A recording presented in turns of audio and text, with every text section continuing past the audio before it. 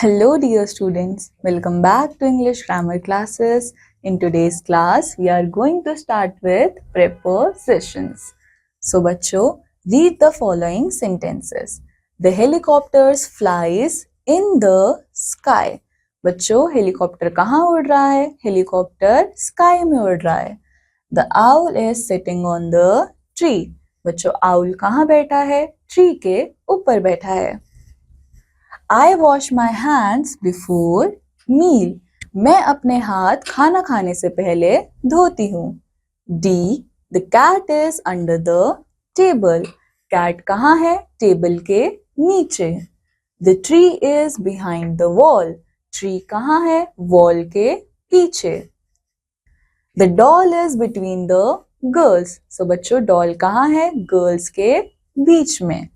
So बच्चों, here the highlighted words show the relation in which one person or thing stands to another person or thing.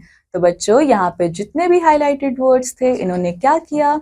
हमको relation show किया दो चीजों के अंदर. और इन्हीं words को हम क्या बोलते हैं? Prepositions.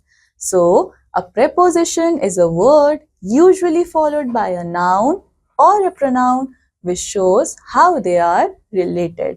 तो बच्चों, prepositions क्या होते हैं? Prepositions ऐसे words होते हैं जो हमको relationship show करते हैं between a noun or a pronoun.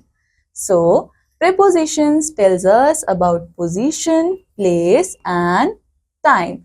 तो बच्चों, prepositions हमको क्या बताते हैं? Prepositions हमको position के बारे में बताते हैं, place के बारे में बताते हैं and time के बारे में बताते हैं. Now let's deal with the fact file. Prepositions show place, position or time. Prepositions are also called positional words. So बच्चों, prepositions को हम और क्या बोलते हैं? Prepositions को हम लोग positional words भी बोल सकते हैं. Here are some common prepositions of position, place and time. तो बच्चों, यहाँ पे हम लोगों को टेबल दे रखा है जहाँ पे हम लोग ये देखेंगे कि preposition of positions कैसे यूज किए जाते हैं, preposition of place कैसे यूज होते हैं and preposition of time कैसे यूज होते हैं. Now first start with prepositions of position. In the house, on the table, at the door, under the table, near the pond, in front of gate, between the door, behind the curtain, next to the bench, on top of the boxes. So बच्चों, इन सारे ही prepositions ने हमको क्या बताया? इन सब ने हम लोगों को positions के बारे में बताया. Now let's move towards the preposition of place. In Delhi, in India, in the room, at school, at Lodi Gardens, on the streets. So बच्चों, इन सारे prepositions ने हमको किस चीज के बारे में बताया? इन्होंने हमको place के बारे में बताया. Now let's move towards the preposition of time.